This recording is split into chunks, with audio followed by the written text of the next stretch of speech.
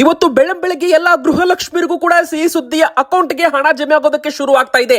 4,000 ರೂಪಾಯಿ ಕೆಲವರಿಗೆ ಜಮೆ ಆಗಿದ್ರೆ 2,000 ರೂಪಾಯಿ ಕೆಲವರಿಗೆ ಜಮೆ ಆಗಿದೆ. ಹೌದು, ಎಲ್ಲಾ ಗೃಹಲಕ್ಷ್ಮಿರಿಗೂ ಕೂಡ ಬಂಪರ್ ಸಿಹಿ ಸುದ್ದಿ ಅಂತಾನೆ ಹೇಳ್ಬಹುದು. ಇನ್ನೊಂದು ಕಡೆಗೆ ಗೃಹಲಕ್ಷ್ಮಿಯರಿಗೆ ಮರು ಅರ್ಜಿ ಪ್ರಕ್ರಿಯೆಯಲ್ಲಿ ಯಾವೆಲ್ಲ ದಾಖಲೆಗಳು ನೀವು ರೆಡಿ ಇಡಬೇಕಾಗುತ್ತೆ, ಇನ್ನು ಬಯೋಮೆಟ್ರಿಕ್ ಯಾವ ತರ ಕೊಡಬೇಕಾಗುತ್ತೆ, ಎಲ್ಲ ಒಂದು ಮಾಹಿತಿ ಕೂಡ ಈ ವಿಡಿಯೋದಲ್ಲಿ ಸಿಗಲಿದೆ. ಮತ್ತೆ ಗೃಹಲಕ್ಷ್ಮಿಯರಿಗೆ ಹೊಸ ಅಪ್ಡೇಟ್ ಸರ್ಕಾರದಿಂದ ಬಂದಿರೋದೇನೋ ಅದನ್ನು ಕೂಡ ನೋಡೋಣ.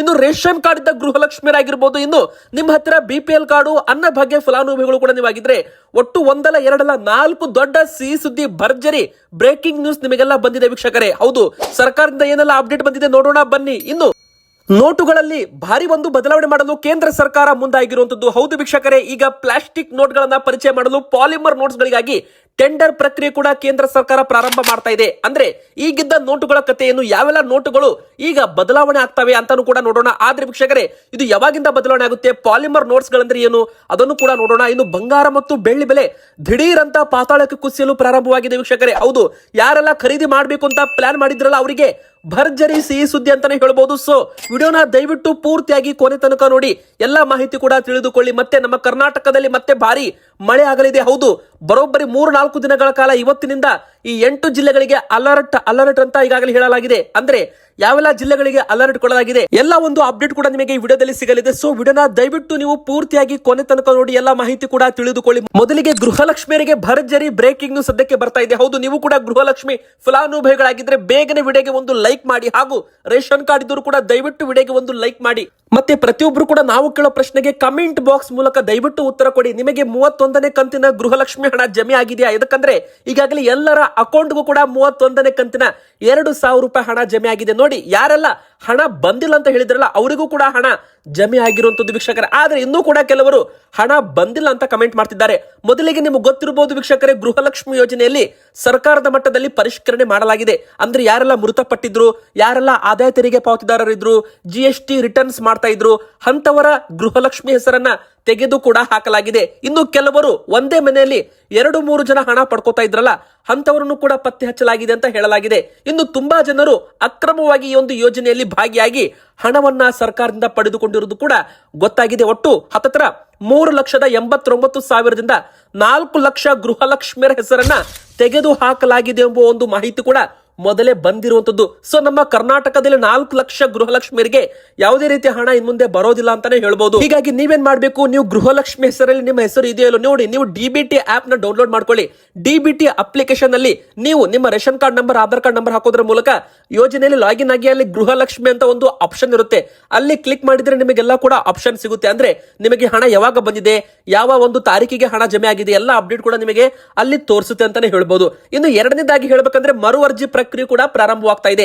ನೋಡಿ, ಪಂಚ ಗ್ಯಾರಂಟಿ ಯೋಜನೆಗಳು ಅಂದ್ರೆ 5 ಗ್ಯಾರಂಟಿ ಯೋಜನೆಗಳಲ್ಲಿ ಸರ್ಕಾರ ಅನರ್ಹರನ್ನ ತೆಗೆದು ಹಾಕಲು ಮುಂದಾಗಿರುವಂತದ್ದು. ಹೀಗಾಗಿ ಗೃಹಲಕ್ಷ್ಮಿ ಯೋಜನೆ ಮತ್ತು ಗೃಹ ಜ್ಯೋತಿ ಯೋಜನೆ, ಮತ್ತೆ ಮುಂದಿನ ಬರೋ ದಿನ ಬಸ್ ನಲ್ಲಿ ಓಡಾಡುವ ಮಹಿಳೆಯರಿಗೂ ಕೂಡ ಫ್ರೀ ಸ್ಮಾರ್ಟ್ ಕಾರ್ಡ್ ಕೂಡ ಕೊಡೋದಾಗಿ, ಅಂದ್ರೆ ಉಚಿತ ಬಸ್ ಫ್ರೀ ಸ್ಮಾರ್ಟ್ ಕಾರ್ಡ್ ಕೂಡ ಕೊಡೋದಾಗಿ ಘೋಷಣೆ ಮಾಡಲಾಗಿದೆ. ಈಗ ಮೊದಲ ಹಂತದಲ್ಲಿ ಗೃಹ ಜ್ಯೋತಿ ಪ್ರಾರಂಭವಾಗಿದೆ ಮರು ಅರ್ಜಿ. ಆ ಪ್ರಕಾರ ಈಗ ಮತ್ತೆ ಗೃಹಲಕ್ಷ್ಮಿ ಯೋಜನೆಗೂ ಕೂಡ ಮನೆ ಬಾಗಿಲಿಗೆ, ಅಂದ್ರೆ ನಿಮ್ಮ ಮನೆ ಬಾಗಿಲಿಗೆ ಅಧಿಕಾರಿಗಳು ಬರ್ತಾರೆ, ಸಿಬ್ಬಂದಿಗಳು ಬರ್ತಾರೆ, ಅಂಗನವಾಡಿ ಕಾರ್ಯಕರ್ತರು ಕೂಡ ಬರಬಹುದು. ಸೊ ವೀಕ್ಷಕರೇ, ಅವರು ನಿಮಗೆ ಒಂದು ಮರು ಅರ್ಜಿ ಪ್ರಕ್ರಿಯೆ, ಯಾವ ತರ ನೀವು ಫಾರ್ಮ್ ಅನ್ನ ತುಂಬಬೇಕು ಎಲ್ಲ ಕೂಡ ನಿಮಗೆ ಡೀಟೇಲ್ ಆಗಿ ಮಾಹಿತಿ ಕೂಡ ಕೊಡ್ತಾರಂತೆ. ಅಂದ್ರೆ ನಿಮ್ಮ ಕೈಗೆ ಒಂದು ಅರ್ಜಿ ನಮೂನೆ ಕೂಡ ಕೊಡ್ತಾರೆ. ಅದರಲ್ಲಿ ಗೃಹಲಕ್ಷ್ಮಿಯರು ನಿಮ್ಮ ಡೀಟೇಲ್ಸ್ ಗಳನ್ನ ಆಡ್ ಮಾಡಬೇಕಾಗುತ್ತೆ. ಅಂದ್ರೆ ನೀವು ಅರ್ಜಿ ಬರೆದು ಕೊಡಬೇಕಾಗುತ್ತೆ ವೀಕ್ಷಕರೇ. ಅವಾಗ ನಿಮ್ಮ ಅರ್ಜಿ ನಂತರ ನೀವು ಆನ್ಲೈನ್ ಅಲ್ಲ ನಿಮ್ಮ ಒಂದು ಬಯೋಮೆಟ್ರಿಕ್ ಮತ್ತು ಮುಖಚೇಹರೆ ದೃಢೀಕರಣ, ಮತ್ತೆ ಅಂದ್ರೆ ಬಯೋಮೆಟ್ರಿಕ್ ಮತ್ತು ನಿಮ್ಮ ಒಂದು ಫೇಸ್ ರಿಕಾಗ್ನೇಷನ್ ದೃಢೀಕರಣ ಕೊಡೋದ್ರ ಮೂಲಕ ಗೃಹಲಕ್ಷ್ಮಿ ಯೋಜನೆಗೆ ನೀವು ಈ KYC ಕೂಡ ಮಾಡಿಸಬೇಕಾಗುತ್ತೆ. ಆದ್ರೆ ಈಗಲೇ ಯಾರು ಹೋಗಬೇಡಿ, ಅಧಿಕೃತವಾಗಿ ಸರ್ಕಾರ ಈ ದಿನ ಹೋಗ್ಬೇಕು ಅಂತ ಘೋಷಣೆ ಮಾಡಲಿದೆ, ಅವಾಗ ನೀವು ಹೋಗ್ಬೇಕು ವೀಕ್ಷಕರೇ. ಸದ್ಯಕ್ಕೆ ಯಾವುದೇ ರೀತಿ KYC ಅಪ್ಡೇಷನ್ ಸರ್ವಿಸ್ ಪ್ರಾರಂಭವಾಗಿಲ್ಲ. ಸೊ ಯಾರು ಕೂಡ ಚಿಂತೆ ಪಡೋದು ಬೇಕಾಗಿಲ್ಲ. ಸದ್ಯಕ್ಕೆ ಯಾವಾಗ ಮರು ಅರ್ಜಿ ಪ್ರಕ್ರಿಯೆ ಪ್ರಾರಂಭವಾಗುತ್ತೆ ಅವಾಗ ನೀವು ಹೋಗ್ಬೇಕಾಗುತ್ತೆ. ಸದ್ಯಕ್ಕೆ ಈಗಾಗಲೇ ಬಾಕಿ ಹಣ ಜಮೆ ಆಗ್ತಾ ಇದೆ. ಇನ್ನು 32ನೇ ಕಂತು ಹಣ ಕೂಡ ಆಗಸ್ಟ್ ಮೊದಲ ವಾರದಲ್ಲಿ ಬಿಡುಗಡೆ ಆಗುವ ಸಾಧ್ಯತೆ ಇದೆ. ಇನ್ನು ಪ್ಲಾಸ್ಟಿಕ್ ನೋಟ್ಗಳು ಅಂದ್ರೆ ಪಾಲಿಮರ್ ನೋಟ್ಸ್ ಗಳನ್ನ ಪರಿಚಯಿಸಲು RBI ಮತ್ತು ಕೇಂದ್ರ ಸರ್ಕಾರ ಈಗಾಗಲೇ ನಿರ್ಧಾರ ಮಾಡಿರುವಂತದ್ದು. ಮೊದಲ ಹಂತದಲ್ಲಿ ಈಗಾಗಲೇ ಟೆಂಡರ್ ಪ್ರಕ್ರಿಯೆ ಕೂಡ ಪ್ರಾರಂಭ ಮಾಡಲಾಗಿದೆ. ಆದ್ರೆ 100 ರೂಪಾಯಿದು 500 ರೂಪಾಯಿದು ನೋಟುಗಳು ಸದ್ಯಕ್ಕೆ ಯಾವುದೇ ಕಾರಣಕ್ಕೂ ಬ್ಯಾನ್ ಆಗೋದಿಲ್ಲ. ಅದು ಕೂಡ ನಿಮಗೆ ಗೊತ್ತಿರಲಿ. ಅಂದ್ರೆ ಪ್ಲಾಸ್ಟಿಕ್ ನೋಟ್ಗಳು, ಪಾಲಿಮರ್ ನೋಟ್ಸ್ಗಳಂದ್ರೆ ಇವುಗಳು ಪ್ಲಾಸ್ಟಿಕ್ ಇಂದ ರೆಡಿ ಆಗಿರುತ್ತೆ. ಸೊ ನಿಮಗೆ ಈ ಒಂದು 10 ರೂಪಾಯಿ ಮತ್ತು 20 ರೂಪಾಯಿ ಮುಖಬೆಲೆ ನೋಟುಗಳು ಮೊದಲ ಹಂತದಲ್ಲಿ ಪ್ಲಾಸ್ಟಿಕ್ ನೋಟ್ಗಳು, ಮುಖಬೆಲೆ ನೋಟುಗಳು ಮಾರ್ಕೆಟ್ ಅಲ್ಲಿ ಚಲಾವಣೆಗೆ ಸಿಗುತ್ತೆ. ಯಾವಾಗ 2027ರಲ್ಲಿ, ಅಂದ್ರೆ ಈ ವರ್ಷ ಅಲ್ಲ, ಮುಂದಿನ ವರ್ಷ. ಸೊ ಯಾರು ಕೂಡ ಇದ್ರ ಬಗ್ಗೆ ಚಿಂತೆ ಪಡೋದು ಬೇಕಾಗಿಲ್ಲ.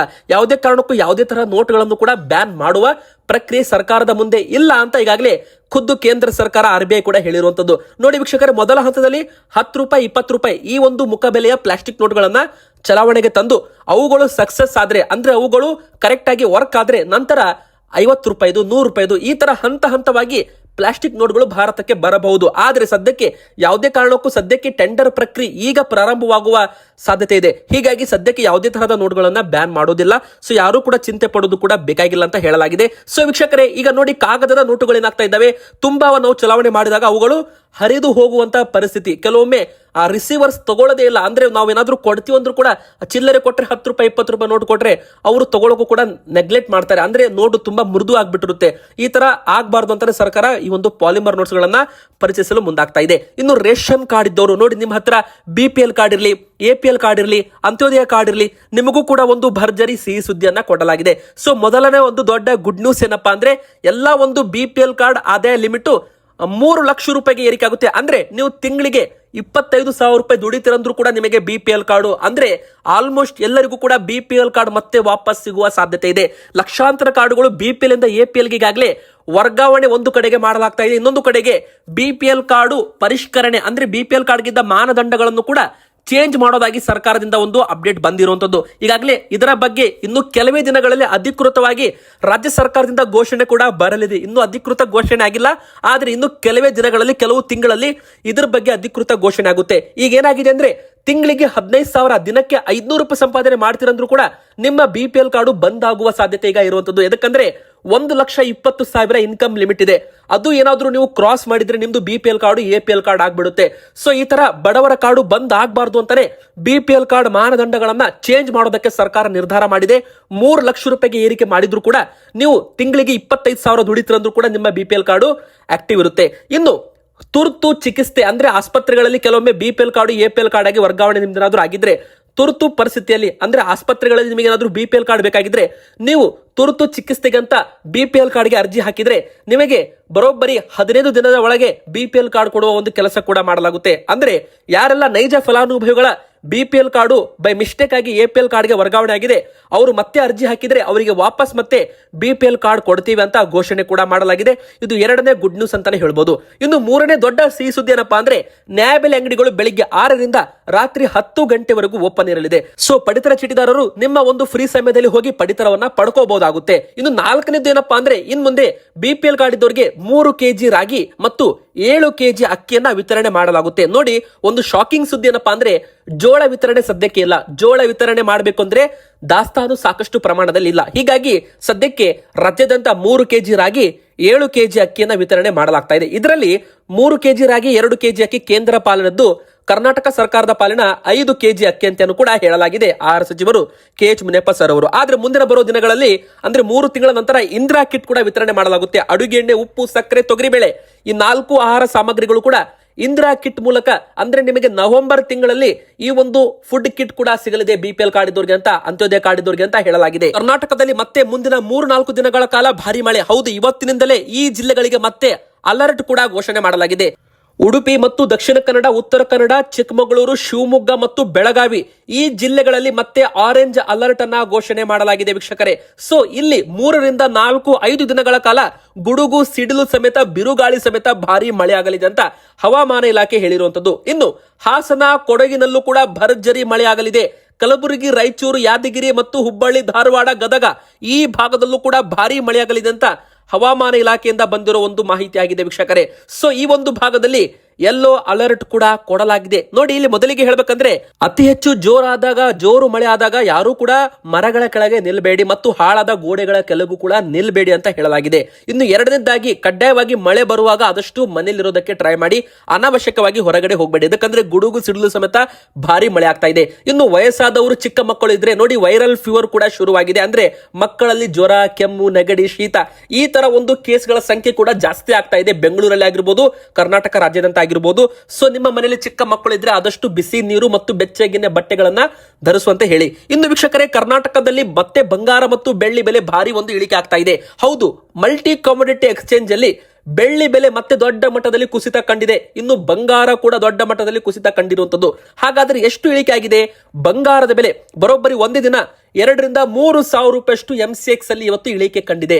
ಅಂದ್ರೆ 1,44,000 ರೂಪಾಯಿದದ್ದು 1,41,000 1,42,000 ರೂಪಾಯಿ ಅಂತ ಈಗ ಟ್ರೇಡ್ ಆಗ್ತಾ ಇದೆ ಬಂಗಾರದ ಬೆಲೆ. ಅಂದ್ರೆ ಇವತ್ತು 10 ಗ್ರಾಮ್ 24 ಕ್ಯಾರೆಟ್ ಚಿನ್ನದ ಬೆಲೆ 10 ಗ್ರಾಮ್ಗೆ ಬರೋಬ್ಬರಿ 1,42,000 1,43,000 ರೂಪಾಯಿ ತನಕ ಬಂದು ನಿಂತಿದೆ. ಇನ್ನು ಬೆಳ್ಳಿ ಬೆಲೆ MCX ಅಲ್ಲಿ ಬೆಳಿಗ್ಗೆ 2,20,000 ರೂಪಾಯಿದದ್ದು 2,16,000 ರೂಪಾಯಿ ರಾತ್ರಿವರೆಗೂ ಕ್ಲೋಸ್ ಆಗಿದೆ. ಅಂದ್ರೆ ಒಂದೇ ದಿನ ಬೆಳ್ಳಿ ಬೆಲೆ ಕೆಜಿಗೆ 4,000 ರೂಪಾಯಿಯಷ್ಟು ಇಳಿಕೆ ಆಗಿದೆ. ಆನ್ಲೈನ್ ನಲ್ಲಿ ಈಗ 2,16,000 2,17,000 ರೂಪಾಯಿ ಆಗಿದ್ರೆ ಮಾರ್ಕೆಟ್ ಅಲ್ಲಿ ನಿಮಗೆ 2,35,000 ರೂಪಾಯಿಗೆ 1 ಕೆಜಿ ಬೆಳ್ಳಿ ಸಿಗ್ತಾ ಇದೆ. ನಿನ್ನೆ 2,45,000 ರೂಪಾಯಿ ಇತ್ತು. 10,000 ರೂಪಾಯಿ ಬೆಳ್ಳಿ ಬೆಲೆ ಇಳಿಕೆ ಆಗಿರುವಂತದ್ದು. ಇನ್ನಷ್ಟು ಇಳಿಕೆ ಆಗುವ ಸಾಧ್ಯತೆ ಇದೆ. ಅಮೆರಿಕ ಇರಾನ್ ನಡುವೆ ಯುದ್ಧ ಮತ್ತೆ ಪ್ರಾರಂಭವಾಗಿದೆ. ಕಚ್ಚಾ ತೈಲ ಬೆಲೆ ಏರಿಕೆ ಆಗ್ತಾ ಇದೆ. ಅಮೆರಿಕನ್ ಡಾಲರ್ ಬಲವಾಗ್ತಾ ಇದೆ. ಬಂಗಾರ ಬೆಳ್ಳಿ ಮತ್ತಷ್ಟು ಇಳಿಕೆ ಆಗುವ ಸಾಧ್ಯತೆ ಇದೆ ಅಂತ ಹೇಳಲಾಗಿದೆ.